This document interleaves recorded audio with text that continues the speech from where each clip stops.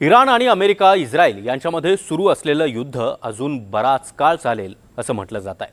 America आणि Israel सतत इराणवर जोरदार हल्ले करतायत। इराण देखील या हल्ल्यांना त्याच प्रकारे प्रत्युत्तर देताना दिसतोय। मात्र इराण हे हल्ले कुठून करतोय आणि या प्रश्नानं अमेरिका आणि इस्रायलला चांगलंच भांडावून सोडलाय।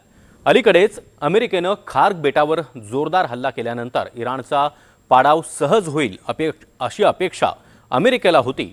मात्र आता दुसरीकडे इराणच्या मिसाईल सिटीचा धडकी भरवणारा एक व्हिडिओ सोशल मीडियावर चांगलाच व्हायरल होतोय आणि त्यामुळे इराणच्या गर्भात नेमकं दडलंय काय, ज्यामुळे अमेरिकेची झोप उडाली आहे। पाहूया।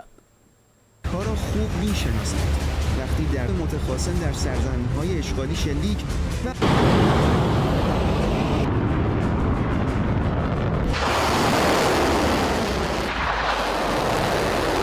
इराणच्या गर्भात दडलंय काय?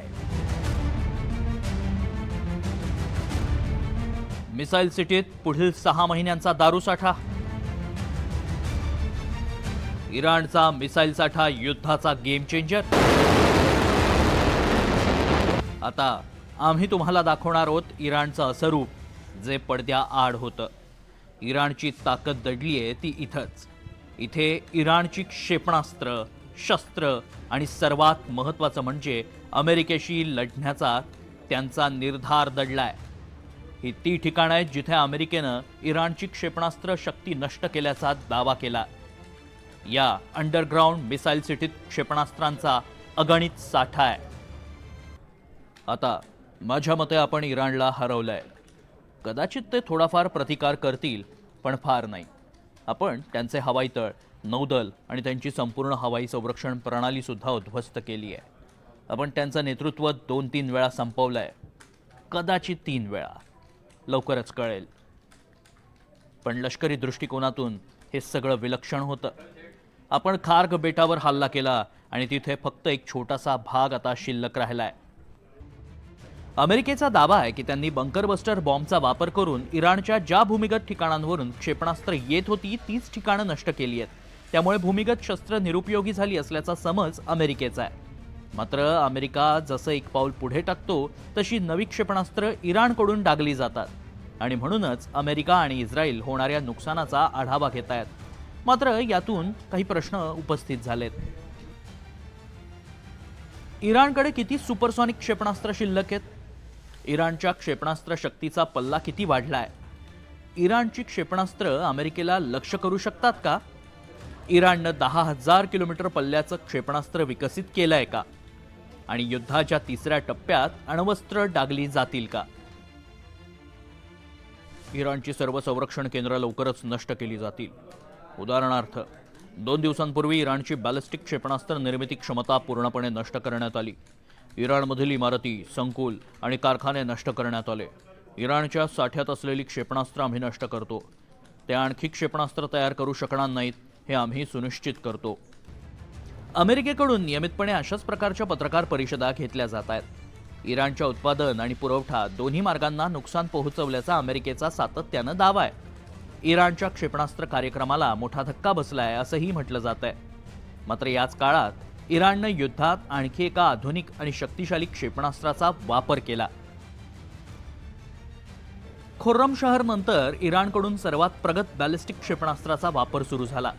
इराण या क्षेपणास्त्राला आशुरा म्हणतो आणि त्याचंच दुसरं नाव सेजिल 2 असं आहे। सेजिल 7 मिनिटात तेल अव्योपर्यंत पोहोचू शकतं। सेजिल बॅलिस्टिक क्षेपणास्त्राचा पल्ला अंदाजे 2000 किलोमीटर आहे। इस्रायलसह पश्चिम आशियातील अमेरिकेच्या तळांवर हल्ला करण्यास ते सक्षम आहे। 700 ते 1000 किलो वजनाची युद्धसामुग्री वाहून नेण्याची त्याची क्षमता आहे। आम्ही शत्रूचे हवाई हल्ले सातत्यानं परतवून लावतो। आम्ही शत्रूचे ड्रोन नष्ट केलेत। आमची हवाई संरक्षण प्रणाली मजबूतपणे कार्यरत आहे।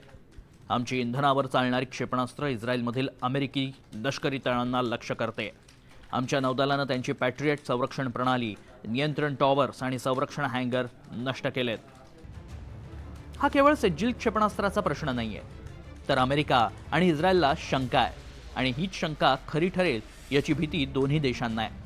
कारण जेव्हा इराण आणि अमेरिका यांच्यात मिसाईल प्रोग्रामवरून वाटाघाटी सुरू होत्या तेव्हा अमेरिकेनं स्पष्ट केलं होतं इराणचा मिसाईल प्रोग्राम कोणत्याही परिस्थितीत पुढे गेलेला अमेरिकेला नको होता। इराणनं आपला बॅलिस्टिक क्षेपणास्त्र कार्यक्रम पूर्णपणे बंद करावा अशीच अमेरिकेची आधीपासूनची इच्छा होती. मात्र इराण आपल्या भूमिकेवर ठाम राहिला आणि त्याचे परिणाम आता इराणला भोगावे लागतायत. इराणच्या दक्षिण क्षेपणास्त्र तळावर अमेरिकेचा हल्ला पाहायला मिळाला. खोरघो, हाजी आबाद, जाम आणि खोरमुज क्षेपणास्त्र केंद्रांवर हवाई हल्ल्याचा अमेरिकेनं दावा केलाय. अमेरिकेनं मध्य आणि पश्चिम इराणमधील शस्त्रागारही नष्ट केल्याचा दावा केला. किरमानशाह, तब्रीज, करज आणि कोम येथील क्षेपणास्त्र केंद्रांचं नुकसान झाल्याचं वृत्त आहे. त्यांच्या क्षेपणास्त्रांची संख्या लक्षणीयरित्या कमी झाली आहे. तुम्हाला माहितीये ते कमी क्षेपणास्त्र टाकतायत. तुम्हाला माहितीये का? कारण त्यांच्याकडे कमी क्षेपणास्त्र आहेत. कारण आम्ही त्यांची उत्पादन क्षमताच पूर्णपणे नष्ट केली आहे. त्यामुळे ड्रोनची संख्या देखील 20% लक्षणीयरित्या कमी झाली आहे. पण त्यांच्याकडे अजूनही काही आहेत. ड्रोनची संख्या कमी झाली आहे. आम्ही त्या ठिकाणांवर हल्ला करतो जिथे ड्रोन तयार केले जातात. आम्हाला वाटतं की त्यापैकी बहुतेक ठिकाणांची माहिती आम्हाला आहे. काही दिवसांपूर्वी इराणनं एका क्षेपणास्त्रामध्ये 80 स्फोटकं तैनात केली. म्हणजेच 80 बॉम्ब एकाच क्षेपणास्त्रामध्ये लावण्यात आले. इस्रायलनं दावा केला की इराणनं क्लस्टर बॉम्ब टाकला आणि त्यानंतर झालेल्या नुकसानीची छायाचित्रही प्रसारित होऊ लागली. या हल्ल्यानं इस्रायलला धक्का बसला होता. दुसरीकडे अमेरिकेनं मात्र आपल्या बॉम्बर्सचे व्हिडिओ प्रसिद्ध करणं सुरूच ठेवलं. असं असलं तरी इराणच्या गुप्त शस्त्रास्त्रांचा अंदाज लावण्यात ते अपयशी ठरलेत. एका रिपोर्टनुसार इराणकडे वेगवेगळ्या पल्ल्याची 17 प्रकारची क्षेपणास्त्र आहेत. इराणकडे नवीनतम क्षेपणास्त्रांमध्ये खुर्रमशहर, गद्र आणि सज्जिल यांचा समावेश आहे. इराणकडे सोमवार असंही क्षेपणास्त्र असल्याचा दावा आहे, ज्याचा पल्ला 2500 किलोमीटरचा आहे. मात्र इराणकडे अमेरिकेला हानी पोहोचवू शकणारी क्षेपणास्त्र आहेत का? हे युद्ध अशा प्रकारे संपलं पाहिजे की आपल्या शत्रूंनी पुन्हा कधीही आपल्यावर हल्ला करण्याचं धाडस करू नये. मला वाटतं की आत्तापर्यंत त्यांना धडा मिळालाय आणि ते कोणत्या देशाचा सामना करतायत हेही त्यांना समजलंय. आम्ही स्वतःचा बचाव करण्यास मागे पुढे पाहणार नाही आणि युद्ध आम्हाला कुठेही घेऊन गेलं तरी ते सुरू ठेवण्यास आम्ही तयार आहोत.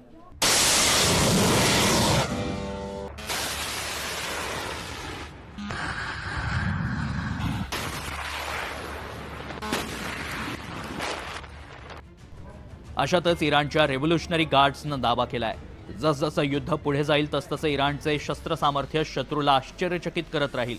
इराणी लष्कराच्या मते त्यांच्याकडे आणखी एक जहाजविरोधी सुपरसॉनिक क्रूज क्षेपणास्त्र आहे, जे लवकरच जगासमोर प्रदर्शित केलं जाईल.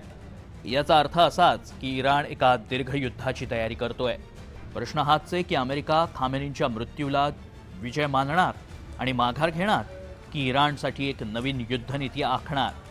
मात्र पुढील काही दिवस जगासाठी भयंकर असणार एवढं नक्की. Bureau report, NDTV Marathi.